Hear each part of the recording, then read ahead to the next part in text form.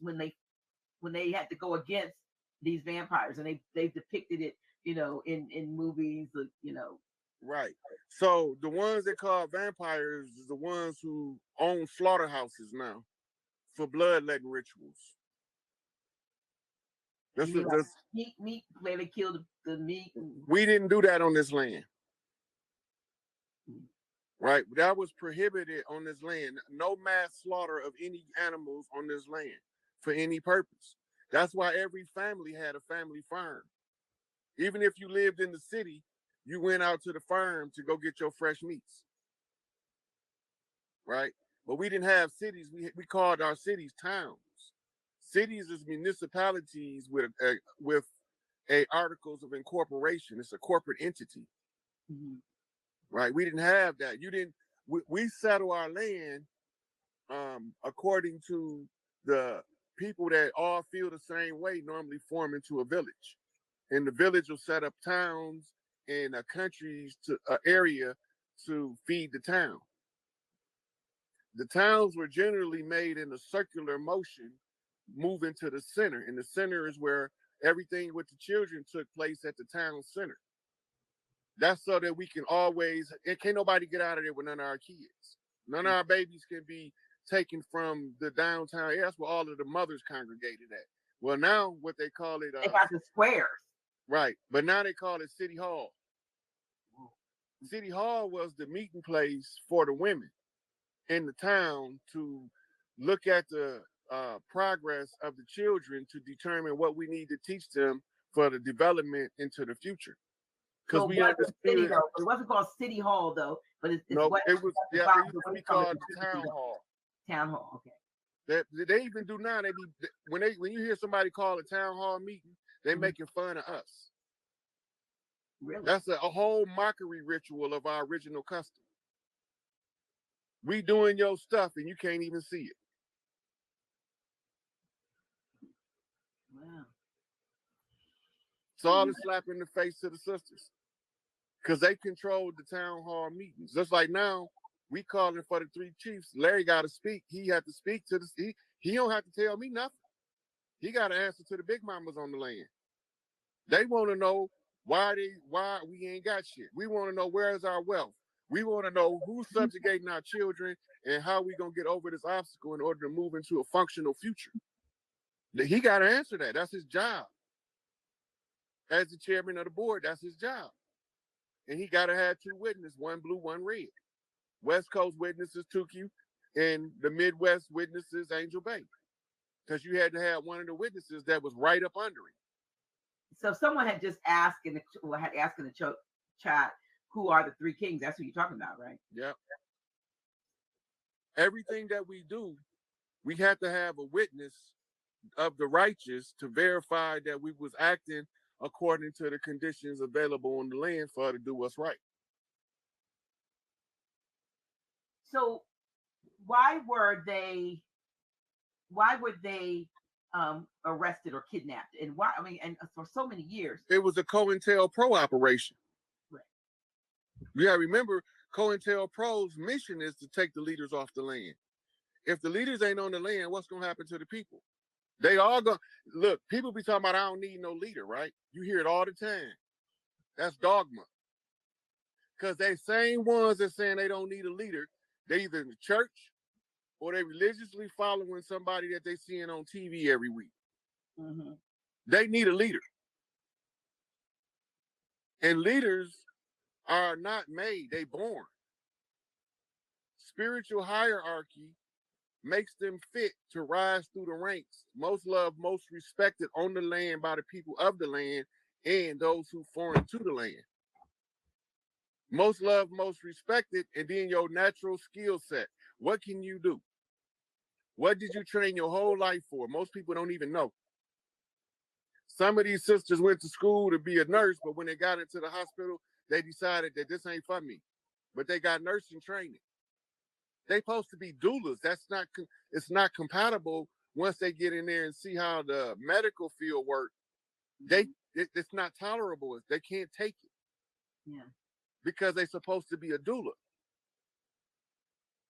Right? The doula has always got with her a midwife which is trained in whatever the modern form of medicine is for the day.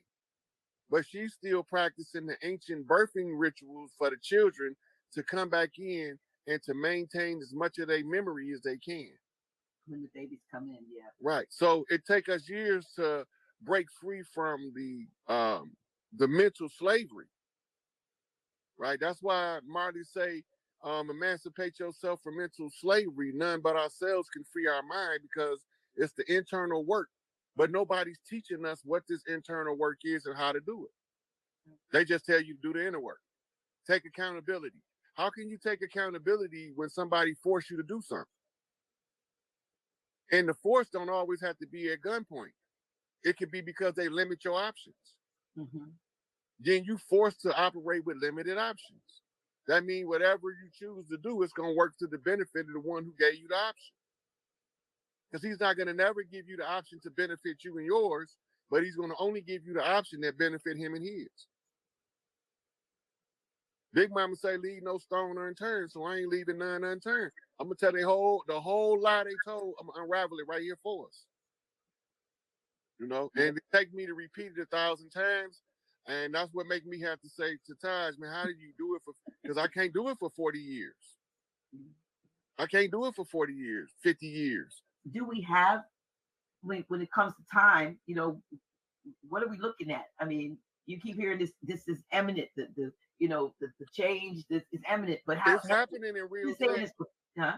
We train not to see what's taking place in real time for what it is. We can only see it when it's done. Okay. And that's what makes us become impatient. And that's why they came up with this fast food culture, so that we can want everything right now, so we have no patience to fight in the protracted struggle.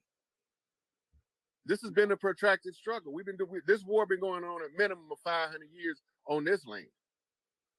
The Inca kids was fighting it over there for 1,500, 2,000 years before it ever came over here. Where's over there? What they call Africa. Right? But they were those are the others, and they're not the ones that were where we are. No, yeah. we different tribes. We kindred tribes, but we different tribes. Okay. We used to intermarry with them, just like we used to intermarry with Asia on the West Coast. Mm. We used to go trading with them by ship, and they come trade with us by ship, just as well as Asia. Here's my question. How did we go from being as affluent and build these palatial buildings, and even go back and look at what happened in Oklahoma when they, so-called Black Wall Street and all that. How do we go from there to now, then going backwards to looking like bedraggled, on the cotton field, out in the cotton field? How did we go from that, from an Atlantis type of existence? Most of that is propaganda. Okay, so we never. So when you see pictures of us wearing potato sacks, mm-hmm. That's propaganda. When you see pictures of us wearing feathers and moccasins, that's more closer to how we work. So we had feathers and moccasins, and then we had castles, and we wore feathers and moccasins. Okay. Yeah, that's our culture. Our culture didn't have nothing to do with Mario Brutini shoes, Stacey Adams. That's their culture. Mm-hmm. That they brought over here to influence us to follow their ways. We didn't wear suits with lapels. Ours buttoned straight up the middle with no collars. Mm. Or we had pullovers.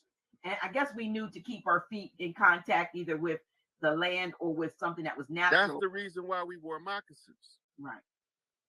Right. And the moccasins, the soles could either be hard leather or wood. But it was natural. But it was natural. Mm. And the shoemaker was a valued profession. Now, a shoemaker don't mean nothing. We got factories that put them out about 1,000 a day. Mm-hmm.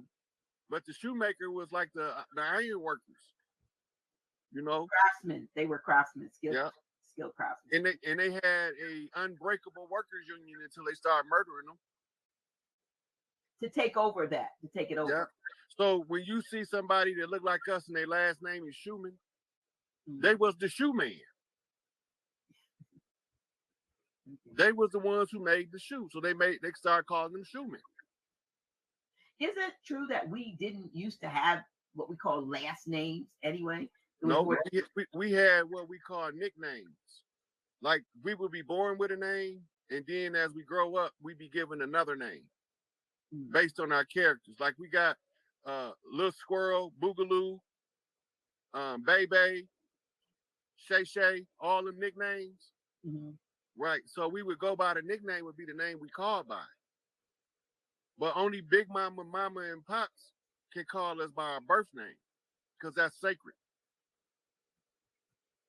Yeah, okay, but last names, like you said. No, we didn't have surnames. They called so surnames. we had descriptions, like you said, if you were John's son, that's you end up being the Johnsons, or you know, shoe. You said the shoemaker or shoemaker or people that Smith. Like I got a guy I went to school with named Ronnie Goldsmith. That's what their family was originally doing. They was gold smelters. Okay. Right. Blacksmith was the ones who worked the iron, the cast iron. They the ones made the pots and the skillets, the cast iron cauldrons and the skillets. Right. So we had different names for describe your profession. Right. But like when my name was my birth surname was Dyer. D-Y-E-R? Yes. Yep. So your family probably was the ones who dyed the fabrics. Y'all would have been the Dyer family. So when the people over here refer to y'all in the next city, when you go over there, you take this garment, these white clothes over here, tell the dyers, I need red, blue, green, whatever. Right? So they know when they come to town, hey, where do I find the Dyer family? Oh, that family there down there. When they came from Europe, they used those as our surnames because they had surnames. A surname is a title of nobility. Everything we did with a spiritual connection, which would make the Dyer family would be the priests who operated the dye. You know, that would be their family function. Right? And the ones who was the shoemen, the ones who made the shoes, their family would be the priests of the shoes. Right? Everything we did, we had a priesthood and a royal family attached to it. That way, because after so long, a royal family gonna get so big, everybody gonna be related. That's how we was over here. And sometimes two brothers will fall out and they'll go separate ways. Big Mama say, well, you go to the south and you go to the north, and I'll see y'all at the family picnic. Y'all just don't bring that bullshit back here. Right? So when we come back to Big Mama house, we civil. We got our own territory, our own vine and fig tree, as Noble Drew Ali say. Yeah. But now they got us operating in a system that exploits the organic culture of the people and uses it as a weaponized tool to undermine the people. So they weaponized our culture against us. And if they catch us restoring our culture, they murder us. When you see the strange fruit that Billie Holiday sang about, those were chiefs and priestesses across the land. Those weren't haphazard hangings. And some of them, you see the tree, that's the whole family. And the most feared thing in the South was the black hen, because the black hen was the one under the white robe that led all of the rest of the white robe with the white hens. Explain. I know what the KKK was started by Spanish conquistador Moors. The whole dress came from Spain. And they would use the servants, the pale skins, and some of them were still blackamoors under those hoods. And they was the ones who was leading the campaign. And in the South, they derived the name called the black hen. Because that's all they could see is a black hen from under that white robe. I didn't know that. And so when did they take it over and start to just do it with when they killed the Continental Congress, right? And replaced John Hanson with George Washington, who was actually Albert Pike. Not Albert Pike, Albert Pike, Morals and Dogma, right, with no beard. That's when they made their advance on the land. Well. Y'all, this has been. What you think? I don't know. You think we're gonna give them? We're gonna let them go to sleep and sleep on all of this knowledge that you have shared tonight? um, what do you think? What do you think? I want to make sure y'all They and got a lot of stuff in this last 3 hours, and probably yes. some of them gonna listen to it 2 or 3 times because some of the stuff in here is like pretty heavy for them. What did he say? Did he say that? Yeah. But listen, I'm putting this up. You know, Brother Rod didn't ask me to do this. I asked him for his Cash App. I want you all to support the brother. Tell us what sick. You told me what SikApe SIKAPE stands. You said it's an acronym on your Cash App. Soldiers and Illuminati are present everywhere. For a lot of the Tupac fans, won't immediately know what that means. Yeah. Right? Because he was Machiavelli Don Illuminati, the advisor to the chief. All right. Yeah. So we you want to drop any secrets about him? Did he really leave the earth plane? Can you say? I don't have to say where he is, but you told me, but you have to say. Oh, I tell you, he in Cali right now. Oh, now he's okay. Yeah, he said you heard a rumor I died, murdered in cold blood, dramatized, pictures of me in my final stages. You know, mama cried. That shit was fiction. Somehow it got the story twisted. Like I no longer existed, mysteriously missing. He was at the All Eyes on Me premiere with Shock G. Wow. And he been staying on a reservation in Arizona. That's what you told me, yeah. That's what made him arrest DMX down there for going to talk to him, and they knew where he was at, but they couldn't touch him because they have exposed. That's when my feelings got hurt the worst out of all of this shit that we've been through. And when I found out that the white man ain't white, and the people behind the dirt is dirty Moors, and they lying to the good Moors, but the good Moors is doing their due diligence in reclaiming the Moorish Science Temple.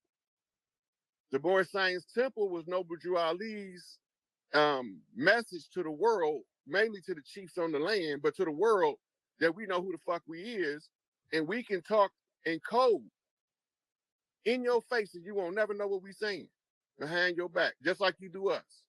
We the coldest at that shit when we know that's the game we playing. We invented it on Earth, right? So when the chiefs be reborn, we looking at the land. All we got to do is, at some point, it's gonna dawn on us what's going on. And then it's our duty at that point to inform the rest of the chiefs. But if the chiefs are indisposed, we got to inform the public. Because it's the public responsibility to demand that the chief be brought forth to give a reporting of the events of what's taking place on the land. It's like Tupac said, somebody got to explain why I ain't got shit. Whose job is it? The chairman of the board of chiefs.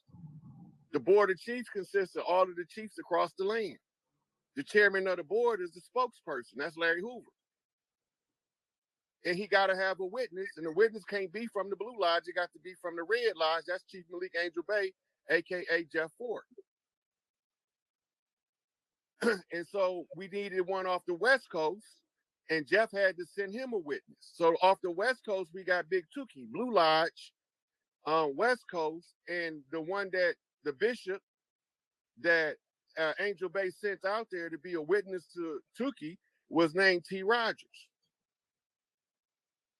In T. Rogers, all of the Bloods know who he is.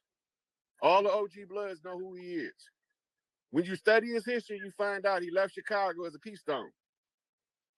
He went to, because they didn't have structure. The clans was just clans without structure. And we had to have structure and order in how we move so that we can put the families back together. But all the time, we know that we being infiltrated, but there's nothing we can do about it. Because we don't know where the infiltrators is at, because we don't know who's behind it, from which angle are they coming. Now I can flat out tell you, it's a Scottish Rite, Red Lodge, Moorish Zionist temple, who settled in New Jersey. Noble Drew Ali went in and got the secrets out, put them in the public domain. Noble Drew Ali started the civics organization, but somebody turned it into a religious organization so they could push the dogma through the Moorish Science Temple so that we won't be able to recognize when Charles Mosley Gray drop us the clock of destiny what he talking about.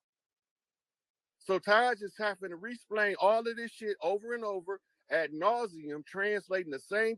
How many times will he got to tell a motherfucker what the definition of Moor is? But they come in this class week after week for the definition of the same shit. What's the definition of a Moor?